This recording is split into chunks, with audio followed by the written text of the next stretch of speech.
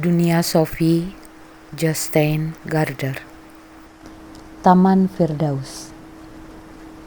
Pada suatu titik, sesuatu pasti berasal dari ketiadaan. Sophie Amundsen sedang dalam perjalanan pulang dari sekolah. Dia telah menempuh paruh pertama perjalanannya bersama Joanna. Mereka membicarakan robot. Joanna beranggapan otak manusia itu seperti komputer yang sangat canggih. Sophie tidak terlalu sepakat. Tentunya manusia bukan hanya sekedar sepotong perangkat keras. Ketika sampai di depan pasar swalayan, mereka berpisah. Sophie tinggal di daerah pinggiran kota dan jaraknya dari sekolah hampir 2 kali lebih jauh daripada rumah Joanna. Tidak ada rumah lain di sebelahnya. Jadi, rumah tersebut seakan-akan berada di ujung dunia. Di dekat situ ada hutan. Dia berbelok menuju Clover Close. Di ujung jalan ada tikungan tajam yang dikenal sebagai Captain's Bend. Orang-orang jarang melewati jalan itu, kecuali pada akhir pekan. Saat ini awal bulan Mei. Di beberapa kebun, pohon-pohon buah dikelilingi dengan bertandan-tandan dafodil. Pohon birkin telah diselimuti daun berwarna hijau pucat. Sungguh luar biasa, betapa semuanya bersemi pada musim ini. Apa yang membuat limpahan warna hijau dedaunan bermunculan dari bumi yang mati begitu ia mendapatkan kehangatan dan sisa-sisa salju yang terakhir menghilang. Ketika Sophie membuka pintu gerbang halamannya, dia memandang ke kotak surat. Biasanya ada banyak surat sampah dan beberapa amplop besar untuk ibunya. Tumpukan surat itu sering ditinggalkannya begitu saja di meja dapur sebelum dia naik ke kamar untuk mengerjakan pekerjaan rumah.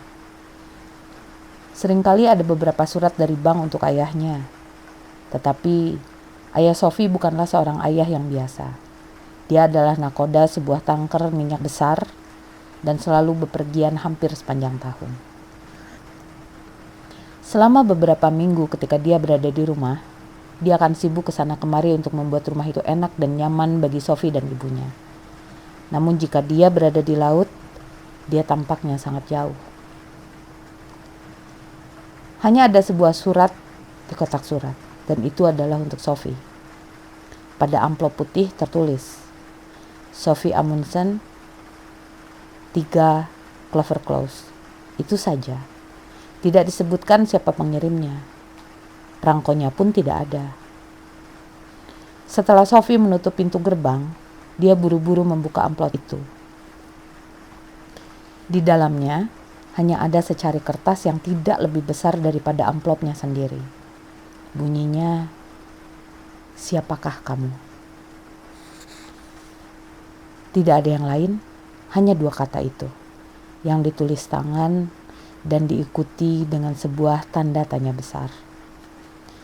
Dia melihat amplop itu lagi. Surat itu jelas untuknya. Siapakah yang memasukkannya ke dalam kotak surat? Sophie segera memasuki rumah merah itu. Sebagaimana biasa, kucingnya, Serekan, berusaha menyelinap keluar dari semak-semak, melompat ke tangga pertama, dan menyusup masuk melalui pintu sebelum Sophie menutupnya. Setiap kali ibu Sophie sedang tidak enak hati, dia akan menyebut rumah yang mereka tinggali itu adalah sebuah kandang. Sophie memang suka memelihara binatang. Pertama-tama, dia punya 3 ekor ikan mas, Goldtop, Red Riding Hood, dan Blackjack. Selanjutnya, dia mendapatkan 2 ekor burung parkit yang dinamakannya Smith dan Smo. Lalu Govinda si kura-kura darat, dan akhirnya si kucing pirang, Serekan. Semua binatang itu diberikan kepadanya untuk menghiburnya. Mengingat bahwa ibunya selalu baru pulang kerja menjelang senja dan ayahnya yang sangat sering bepergian berlayar ke seluruh penjuru dunia. Sophie melemparkan tas sekolahnya ke lantai dan meletakkan semangkuk makanan kucing untuk Serekan. Lalu dia duduk di atas bangku dapur dengan surat misterius di tangannya. Siapakah kamu? Dia tidak tahu. Dia adalah Sophie Amundsen. Tentu saja. Tapi siapakah Sophie itu? Dia benar-benar tidak mengerti. Belum. Bagaimana seandainya dia telah diberi nama lain? Knudsen misalnya. Apakah dia lalu menjadi orang lain? Tiba-tiba dia ingat bahwa ayahnya semula ingin dia dinamai Lillemore. Sophie berusaha untuk membayangkan dirinya bersalaman dan memperkenalkan dirinya sebagai Lillemore Amundsen. Namun, semua itu tampaknya tidak benar. Tetap saja itu adalah orang lain yang memperkenalkan dirinya. Dia melompat dan pergi ke kamar mandi dengan surat aneh di tangannya. Dia berdiri di depan cermin dan menatap matanya sendiri. "Aku Sophie Amundsen," katanya. Gadis di dalam cermin itu tidak bereaksi sama sekali. Apapun yang dilakukan Sophie, gadis lain itu melakukannya dengan cara yang persis sama. Sophie berusaha untuk memukul bayangannya dengan gerakan kilat, tetapi gadis itu pun bergerak sama cepatnya. "Siapakah kamu?" Sophie bertanya. Dia tetap tidak menerima tanggapan, tapi merasa sedikit bingung. Apakah dia atau bayangannya yang mengajukan pertanyaan itu? Sophie menekankan jari telunjuknya ke hidung di cermin itu dan berkata, "Kamu adalah aku." Karena tidak mendapatkan jawaban, dia membalik kalimat itu dan berkata, "Aku adalah kamu." Sophie sering merasa tidak puas dengan penampilannya. Orang sering bilang dia memiliki sepasang mata indah berbentuk buah almond. Tetapi itu barangkali hanya diucapkan orang-orang sebab hidungnya terlalu kecil dan mulutnya agak terlalu besar. Dan telinganya terlalu berdekatan dengan matanya. Yang paling buruk dari semua itu adalah rambutnya yang lurus, yang tidak mungkin bisa diapa-apakan. Kadang-kadang ayahnya akan membelai rambutnya dan menyebutnya gadis dengan rambut jerami. Bagi ayahnya itu tidak menjadi soal, sebab bukan dia yang dijatuhi kutukan untuk hidup dengan rambut lurus berwarna gelap. Krim rambut maupun styling gel sama sekali tidak berpengaruh pada rambut Sophie. Kadang-kadang dia menganggap dirinya begitu jelek sehingga dia bertanya-tanya apakah dia terlahir cacat. Namun, apakah yang sesungguhnya menentukan penampilan kita? Bukankah aneh bahwa dia tidak mengenal siapa dirinya? Dan bukankah tidak masuk akal bahwa dia tidak pernah diizinkan untuk ikut menentukan bagaimana penampilannya? Dia hanya sekedar ditimpa penampilan seperti itu.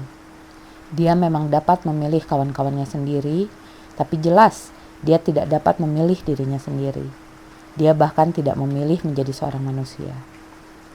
Apakah manusia itu? Sophie kembali menatap gadis di cermin itu.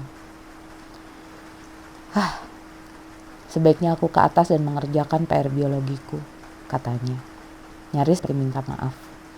Begitu sampai di ruang tengah, dia berpikir, Tidak, lebih baik aku pergi ke taman. Kitty, Kitty, Kitty. Sophie mengejar-ngejar kucing itu hingga ke tangga serambi dan menutup pintu depan.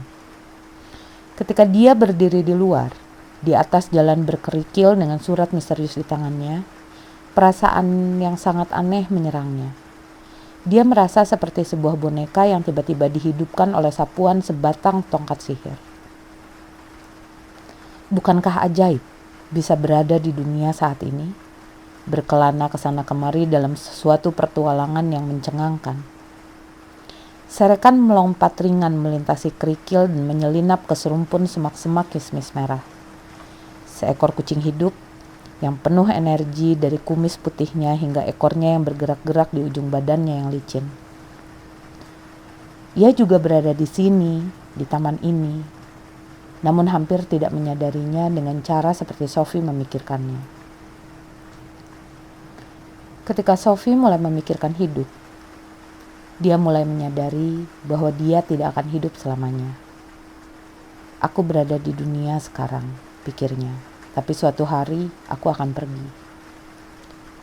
Adakah kehidupan sesudah kematian? Ini adalah pertanyaan lain yang sama sekali tidak pernah terpikirkan oleh si kucing. Belum lama, nenek Sophie meninggal. Selama lebih dari 6 bulan, Sophie merindukannya dari hari ke hari. Sungguh tidak adil bahwa kehidupan harus berakhir. Sophie berdiri di atas jalan berkerikil, berpikir. Dia berusaha untuk berpikir ekstra keras mengenai hidup agar ia dapat melupakan bahwa dia tidak akan hidup selamanya. Tapi itu mustahil.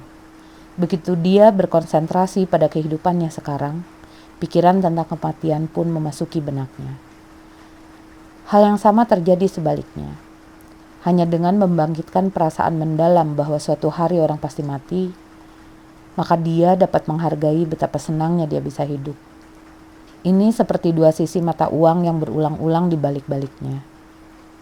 Dan semakin besar dan semakin jelas satu sisi, semakin besar dan semakin jelas pula sisi lainnya. Kamu tidak dapat merasakan hidup tanpa menyadari bahwa kamu nantinya harus mati, pikirnya. Namun sama mustahilnya bagi kita untuk menyadari bahwa kita harus mati tanpa memikirkan betapa menakjubkannya hidup itu.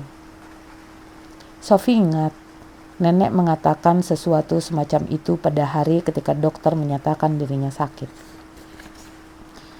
Baru kali inilah aku menyadari betapa kayanya kehidupan ini, katanya.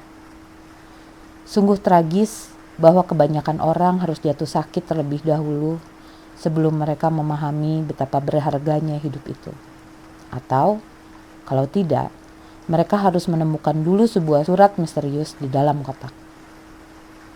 Barangkali dia harus memeriksa kalau ada lagi surat yang datang. Sophie bergegas ke pintu gerbang dan melihat ke dalam kotak surat hijau. Dia terperanjat ketika mendapati bahwa di situ terdapat sebuah amplop putih lain, persis seperti yang pertama. Tapi kotak surat itu jelas-jelas sudah kosong ketika dia mengambil amplop pertama. Amplop ini bertuliskan namanya pula. Dia menyobeknya hingga terbuka dan meraih selembar catatan yang ukurannya sebesar yang pertama. Dari mana datangnya dunia? Dikatakan di situ. Aku tidak tahu, pikir Sophie. Tentunya tidak ada orang yang benar-benar tahu. Bagaimanapun, Sophie menganggap itu sebuah pertanyaan yang wajar.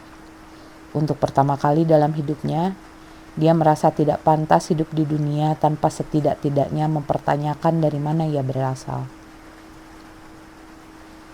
Surat-surat misterius itu telah membuat kepala Sophie pusing. Dia memutuskan untuk pergi menyendiri di sarangnya. Sarang itu adalah tempat persembunyian Sophie yang paling rahasia.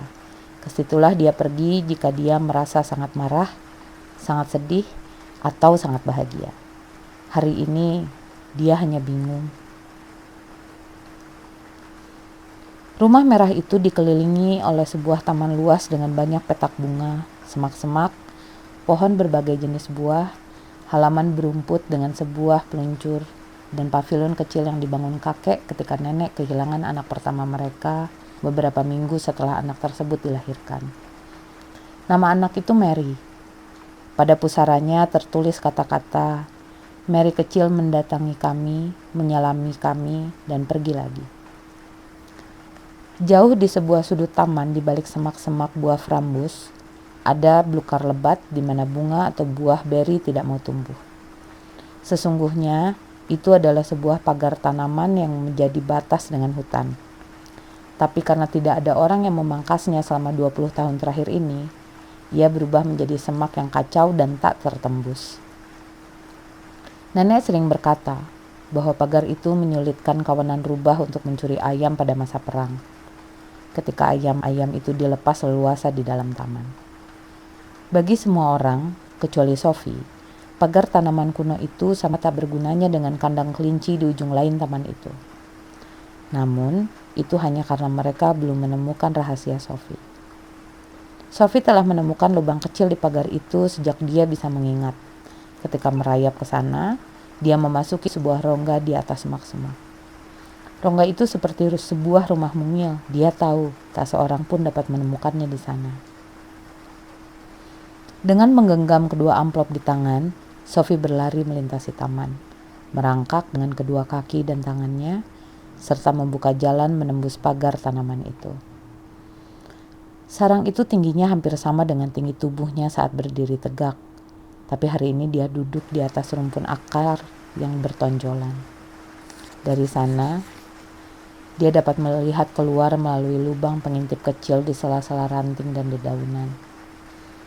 Meski tak satu lubang pun yang lebih besar dari sebuah koin kecil, dia dapat menyapukan pandangannya ke seluruh taman.